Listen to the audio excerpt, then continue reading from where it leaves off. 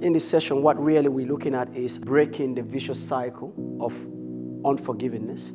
First of all, I just want to say this. I've been through the energy, or I call it the emotion of unforgiveness, and I knew exactly what that really caused me and how that affected every aspect of my life and how it affected my relationship with people that loved me. I can say unforgiveness was really about to destroy me, and that's because I felt I was very, very, very resentful towards my dad because I was abandoned at the age of 6. He literally left and I had no relationship with him. So I carried so much of bitterness, anger, resentment until the Holy Spirit actually taught me what I need to do to be able to let go of that energy. And of course, being called into the ministry of healing, I have helped. For the last 20 years, I've helped hundreds of people break that cycle of unforgiveness. So what I'm going to be sharing today is, I know that nobody want to carry the energy of unforgiveness. The problem is, how do I stop it? What do I have to do? What I'm going to share today, I call it the 5 healing wonders. The 5 healing wonders. This has helped a lot of people break free from the vicious cycle. It's 5 levels to ending the vicious cycle of unforgiveness. And it's vicious because unforgiveness is dangerous. Unforgiveness destroys. Unforgiveness breaks us towards our future. I call it a cycle because it's not just going to end up with you. Unforgiveness does not just end up with you. It goes into generation. I've seen unforgiveness destroy generations. It is not an emotion or it is not an energy that we need to allow in our lives. We need to deal with it. But a lot of people struggle dealing with unforgiveness. Now, unforgiveness affects 3 aspects of your life. First of all, unforgiveness brings physical oppression to your body. And I feel that the effect over your physical body, it causes many sicknesses. That's something that medical science, if you do research, that's something you will know how much sicknesses, unforgiveness, the emotion, the energy of unforgiveness carry. Unforgiveness sits in our physical body and it causes physical bodily affliction. It's really important for you to know that unforgiveness carry physical bodily affliction. The next thing is effect, is psychological effect, which it affects your mind, it affects your behavior, it affects your mental health. Many mental health conditions are as a result of mental health.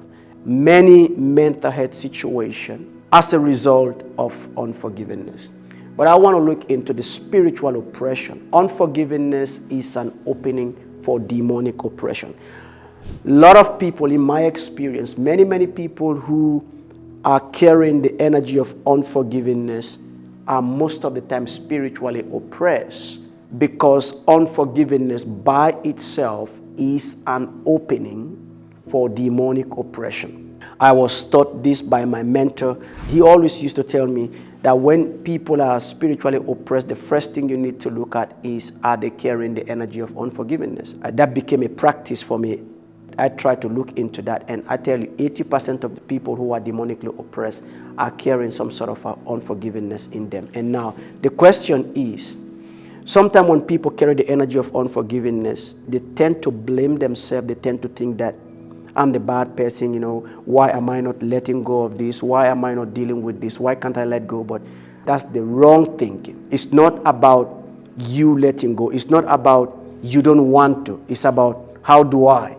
These are stories of people that I have helped break the cycle of unforgiveness, and they allowed me to share their stories. Here is the story of Jen. From an early age, Jen knew her family was different. Her father's harsh words and her mother's neglect left deep emotional scars that years later, Jen struggled to forgive. This is a story of Mark. Every time Mark closes his eyes, he was back in that small, dimly lighted room. listening to the sound of his parents arguing. The trauma of those nights follow him into adulthood, making unforgiveness seems like an impossible dream. The story of Sarah. For Sarah, the playground was not a place of joy, but drought. The bullying she endured from classmates left her wounded that feasted, leading to a deep-seated unforgiveness that shaped her interaction well into adulthood.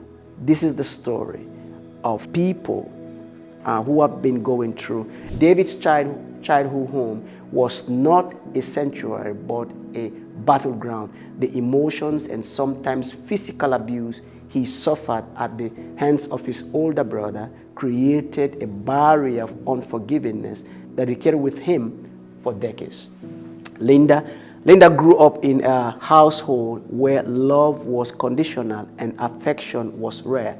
The pain of feeling unwanted and unloved by her parent planted seeds of resentment, and unforgiveness grew into her. Now the story of Martha. Martha, the people she called friends were not people who brought her joy but drought. The rejection, the abandonment she endured from those friends that left her wounded, and those wounds have become septic, leading into a deep-rooted unforgiveness that shaped her interaction with others. Well, these stories, you can't blame these people. You can't blame them that they took this upon themselves. These were children that unforgiveness got 5 levels. For you to get to that place of letting go, there are 5 levels. And I would like to share those 5 levels with you. The first level is to know the truth, knowing the truth, and I'll go in depth into that. The second one is healing. The third one is self-forgiveness. And fourth, forgiving others. And the fifth one is compassion. Now, this is what we're going to dive into. These are the stages that bring you to the place of forgiving. So, forgiveness is not just a thought. It's not just something you can think about. It's not just something you can pray through. What is forgiveness? What is forgiveness? I know that many people listening here, you may have read a book, heard a preaching, read a poem, something that really convicted you. And I believe that people just act out of that. Take a phone, call the person and say, I forgive you. But down deep in your heart, you know you haven't. I want to tell you the reason why you can call someone and say, no, I let go, I forgive you, it's all done, I want to move on. But then you see that person, and it's like the whole wound is just been stirred again. Why is that happening? Why is that happening? I thought I've forgiven. I thought when I listened to that sermon, I let go. I thought when I read that book, I let go. But why is it that anytime I see that person, I feel hurt like it is just happening to me? But before we can define what forgiveness is, I want to first to look at what it is not. Because for you to know what it is, you need to know what it is not. What is forgiveness? But what is not forgiveness? And I think that a lot of people struggle in this area. They struggle because they have the wrong definition of what forgiveness is. But forgiveness does not mean forgetting about something. No, it does not mean you forgetting about it. It does not mean you are condoning the action. It does not mean you are excusing it. It does not mean you are enabling the negative action. And I think this is where people go wrong. This is where people go wrong. They think if they forgive, that means they have to forget. If they forgive, that means they have condoled it or they have excused it. And I see a lot of people come to the place, they blame themselves. It's all my fault. Many people who come to me for inner healing, they end up saying it's all my fault.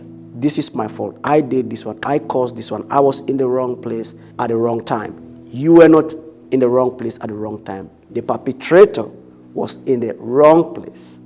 It wasn't you. Now, let's look at what is forgiveness, what it is. To forgive is to set a prisoner free and discover that that prisoner was you. This is what you need to know. In fact, the person does not even have to know about it. The person does not have to come and tell you sorry. The person does not have to be aware that they have hurt you. But the most important thing is that you want to be free. You are forgiven for you. You are not forgiven for the person. You are forgiven for you. That's what I really want you to know. That is what forgiveness is. Now, in this first level, there are 3 aspects in the first level. You know, I like this quote in the book of John. It says, "Then you will know the truth, and the truth will set you free." The first step in forgiveness is to know the truth. And I believe that a lot of people ignore this aspect of knowing the truth. Why? They don't want to identify with that pain. Why? They put it under the carpet. Why? They just want to move on, but they know that they are not moving on. They don't want to go back. One of the most important things in forgiveness is to know the truth. What is knowing the truth? Really knowing what happened. And in this step or in this level, there are 3 very important things that you really need to do to come to knowing the truth. This is your first step in setting yourself free from the vicious cycle of unforgiveness. Number 1, you need to pray. Why are you praying? You need a revelation. Sometimes the way you are thinking about the hurt or the pain is actually not true. You need the revelation of what the truth really is. For instance, I had this lady I was working with. She hated her dad completely, not even want to see where his shadow was. Completely hated her dad, didn't want to be in the presence of where that man was. All was, I wish he died. And the same in my case, the same thing happened to me. I didn't want to be anywhere around where my dad was. But when she came for the session and we talk about knowing the truth, and I said, whatever you're going to do to know the truth, I really want to do, but I wanted to start with prayers. I wanted to really, really pray. And in the prayers, according to what she told me, God actually told her to talk to the mom. And she spoke to the mom. She didn't really get what she wanted to get because the mom as well was very, very unforgiving towards him and just wanted him to not have any relationship with his children at all. But in this process, in the process of prayers, she had a dream of her dad telling her that the word was, she said, the dad said to her that you are my princess. So that word really sat in, and she decided to reach out to the dad. And she reached out to know the truth. And the truth was this. There's this big story that brought the separation between the dad and them, and the mother took them away. And since then, they have no relationship with the dad. But what really happened that day was, yes, the dad was an alcoholic, the dad was drunk. But the dad loved her so much that she was like the meaning for his existence. So the dad came to the mom. This is the dad explaining what happened. The dad came to the mom and said, please give me my daughter. He was drunk, but please give me my daughter. I just want to sit with my daughter. And the mom said no. And that hauling and pulling, she got hurt. And that was when the mom left. But actually, that act was the act of love. It wasn't that the dad wanted. But the story she got was that the dad hurt her. But that wasn't true. Both of them were fighting on her. So you see, this is why you need to pray, because prayer brings you to that place of revelation, knowing the truth. And the second thing is to know, like this story, to know. You need to know the truth before you can really let go. And how do you know the truth? You must connect. It's about spirit, soul, and body. Because your pain is not only in your mind. Your pain is in your body. Your pain is in the hurt of that pain is in your mind, is in your body, is in your spirit. You need to bring these 3 together for you to be able to have the full understanding of what the pain is. your being, your emotion, and your psychology. You need to bring these three together. That is what the knowing is all about. Sitting in that pain and knowing how this pain has affected me mentally, solically, spiritually, physically is very important. And the last one in this stage is to write. And people, when it comes to writing, why should I write? You go back ancient time, you understand the power of writing. There is just a power between when you write something down, you connect with it. And what you want, you really want to connect with the pain. That's what you want. You want to connect with that pain. So these are the three things you'll be doing in the first session. The first level, the first step you take to let go. Now pray. How do I pray? In your prayers, how do I pray? Ask the Holy Spirit to guide your heart to the source of the pain. That's what you are praying. You're asking the Holy Spirit, guide my heart to the source of the pain. Your heart must be guided to the true source of what this pain is. Know. What should you know? You need a deep reflection on the pain as it is happening now. And this can be sometimes very painful. This can be very, very painful sometimes. You need to sit down. Forgiveness is not just something you just go by. You know, I forgive. It's okay. You're just wasting time. That's what you're doing. You need to sit down, deeply reflect on how has this affected your whole life. Now, this deep reflection is what a lot of people don't want to do, because what this does, it really takes you back to the pain. That's what it does. This is what I always tell people. Can you remember what you were wearing that day when you were abused? Can you remember the room? Can you remember that? Can you remember what happened? What were they? And I just see them, they just break down. But that's what you want. As hard as that is, that's what you want. They just break down, they start to weep, because the wound, it's like you need pain to heal. Without pain, you cannot heal. You ask the doctors, you need pain to heal. If you just want to let it go, it will get septic. If you really want to deal with it, pain comes first. And the next one is writing. Why do you have to write? I always say, write it. Write the pain and identify the cause of the pain. Who caused this pain? Many people come to me and ask them, what's happening? What's happening? They say, I'm not just happy. I've not been happy for the last 20 years. I don't know what. You see, you've not been happy for the last 20 years, but you've never sat for 1 hour to think about why you are not happy. People are like you, literally, have been going through this cycle. I'm not happy. I'm bitter. I don't know what to do. But you've been doing that for 20 years. And if I tell them, now I want you to sit in that pain for 1 hour, they say, oh, no, I can't. But that means you want to go into this pain forever. You need to have that time. So you need to sit down. You need to identify. The most important thing in this first level is to identify the source of your pain. Why am I so angry? Where does this anger started?